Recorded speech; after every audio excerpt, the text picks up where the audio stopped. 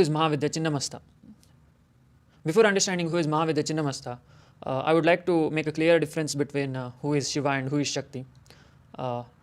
Shiva is the pure consciousness which does not identify itself with anything, and Shakti is the pure consciousness which identifies itself with many things. So what I mean by that is, since your childhood till the present age, there was something within you that did not change, that remained constant. So that is nothing but your pure consciousness or Shiva. Whereas there were many things inside you that kept on changing. For example, your body and mind. Your body and mind kept on changing. So that is nothing but Shakti.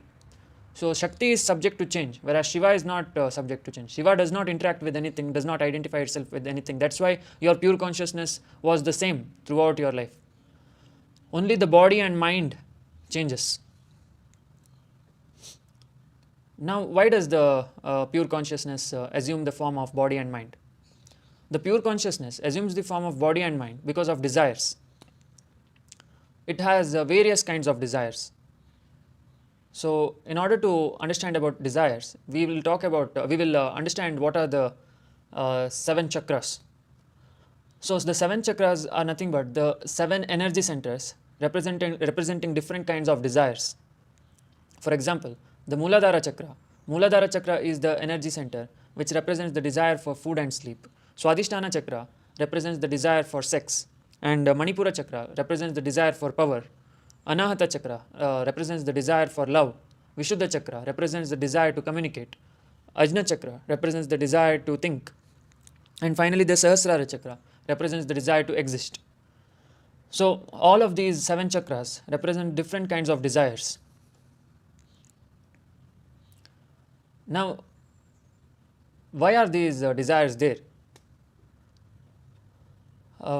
Before asking why are these desires there, we have to ask why are we thinking. So thinking is also a desire. So desire to think is also a desire. So desire to exist is also a desire. So everything is a desire. You should know that. You cannot tell why the world exists, because that question itself, right, is contradictory. In order to question why the world exists, you have to have a desire to think. Without having desire to think, how can you question how the world exists? So what that means is, thoughts are the reason why the world exists. The desire is the reason why the world exists. That is, whatever you are seeing externally, it is in reality internal. See, now you have the desire of the 5 sensory organs. That is why the world exists. While sleeping, you don't have the 5 sensory organs. But still you think, right? You dream. What that means is you have the desire of the mind. Similarly, when you go to deep sleep, you don't have desire of anything. That is why everything is null. So, that is the power of desire. Because of your desire, the external world seems to be external, but in reality the external worlds are internal. They are just a reflection of your internal desires. So if your pure consciousness does not have desire, then the world does not exist. Now moving on to who is Mahavidya Chinnamasta. As I told, every chakra has its own desire, and similarly every chakra has its own detachment also. That is detachment from the desire. For example, the Muladhara Chakra has the desire for food, but at the same time it has the detachment from the desire of food also. You can see that while eating food. That is, while eating food, we have the desire to eat food. But after we eat food, that desire goes away, that desire disappears. What that means is, the Shiva and Shakti is both there in Muladhara Chakra. In the Muladhara Chakra, there exists desire also and detachment from the desire also. So that is nothing but Shakti and Shiva together in the Muladhara. But if Shiva is not strong, we will keep on eating. That is, since we have desire for food in strong manner, we will keep on eating. That is why the Shiva and Shakti in every chakra must be balanced. Now we are talking about Ajna Chakra. So in Ajna Chakra, there exists the desire to think. The thoughts like, who am I? What am I doing here? Where am I? All that is occurring because of the desire to think. Without the desire to think, you wouldn't have thought about those things only, why the world exists. And so desire to think represents Chinnamasta. Mahavidya Chinnamasta is the multidimensional entity who is supplying the energy to your Ajna Chakra. That is so that you will have the desire to think. Now, how to detach ourselves from that desire? You will get automatically detached. For example, when you think too much about something, you will feel tired, you will feel fatigue, and you will get detached from the desire to think. That is nothing but the Shiva of the Ajna Chakra, that is Subramanya. Subramanya represents the Shiva of Ajna Chakra. That is nothing but detachment from thinking also. So every time we detach from the chakra desires, we are transcending. See, for example, after we eat food, we get detached from eat food, then, from that desire. Then we are transcending. But when it comes here, it stops. We just stop at desire to think. We don't question why we are thinking also. Where are the thoughts coming from? If you think about where are the thoughts coming from, then you will stop thinking. So that is a very dangerous task. So if you stop thinking for long hours, then you will no longer exist. You will achieve Nirvikalpa Samadhi. Then your family has to bring the take your body to the cremation grounds. So that is why it is very risky to think where are your thoughts coming from. So the Ajna Chakra is that.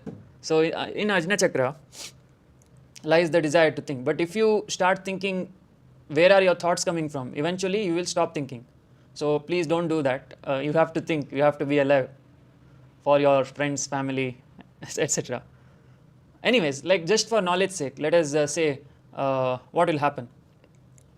When you start questioning where are the thoughts coming from, and when you stop thinking, what happens is the Kundalini rises upwards. When the Kundalini rises upwards, it gives a illusion that it gives your body illusion that it is dying. So when your body realizes that it is dying, what happens is DMT crystals are activated in your brain. When DMT crystals are activated in your brain, your pure consciousness starts receiving the signals of the astral realm and the causal realm. So it will start going to the astral and the causal realm. Similarly, how you go during your sleep. Even during your sleep, since you are stopping the thought process, you are going to the astral and causal, but unconsciously through the Muladhara Chakra. But here you are going to the astral and causal realm through the Ajna Chakra. So during that time, you are able to see the astral realm very clearly. That is, very consciously you are able to see. You can do that during your sleep also if you try. That is, if you should go to the astral and causal consciously without losing awareness. If you lose awareness, you are going normally. But if you don't, you are going through the Ajna Chakra itself. So that is why Ajna Chakra must be very strong. You have to question yourself, who am I? Only then it will become stronger. So now what is the power of astral being? Astral beings have power like they have the power to create scenarios just by the power of their mind. So those are all occurring in the astral realm. So we don't know about that. You are also almost an astral being itself. That is, during sleep, you create scenarios, but those are not strong enough. That is, as soon as you get scared, those scenarios disappear. So it's a very unstable environment in your dream. But a person whose dream is stable, that is, the person who realizes that he is dreaming, who is aware that he is dreaming, what we call as lucid dream, that person has the ability to become an astral being. So we have to detach from the desires of the lower chakra in order to become astral beings. So what is the next step after the astral being? The next step after astral being is an astral being loses the desire to think also. He has only the desire to exist. So when he has the desire to only exist, he becomes a very strong creator, which is nothing but Vishnu. So Vishnu is the creator of universes. So there are many Garbhodakshaya Vishnus in the causal realm. Garbhodakshaya Vishnus are the creators of one single universe. So similarly, there are many Garbhodakshaya Vishnus who are creating many universes just by the thought, just by thinking. So when you activate your Ajna and Sahasrara, you become the creator himself. But that's too far away. That first you have to become an astral being, then a causal being. Then finally, what is the next step after Vishnu? After becoming Vishnu, what is the next step? So once Garbhodakshaya Vishnu loses the interest to exist, he goes to the unmanifest, that is Shiva. So Shiva is nothing but he does not have any desire itself. He just turns off all the channels of the TV. He does not like the astral realm, causal realm, physical realm, nothing. He doesn't like anything. He just is. He just is. I cannot explain how to, what is Shiva exactly. He just is. There's nothing like, he's not doing anything. Vishnu does many things. Vishnu is a karma yogi, whereas Shiva is just is. Yeah. Okay, I hope you understood what I'm trying to say. Shiva is basically the pure consciousness at rest. It does not do anything. Whereas all the manifested universes does something. So we have to, it is up to you what you want to become. If you want to become like Vishnu, you have to become a creator. If you want to become like Shiva, you have to just lose the interest of everything in your life. Like during your death, right, you have to lose the interest of all. Like forget everything. Tell yourself that I'm nothing, I'm nothing. Then you become Shiva himself, unmanifest. But I don't think a human being can do that, because he will still have desire, some or the other desire. So it is better to go the long way rather than the short way. It is better to become an astral and causal being first. There is astral beings like Vivekananda, Yogananda, etc. Then become Vishnu, Garbhodakshaya Vishnu. Then finally Shiva. So that is a better path, safer path.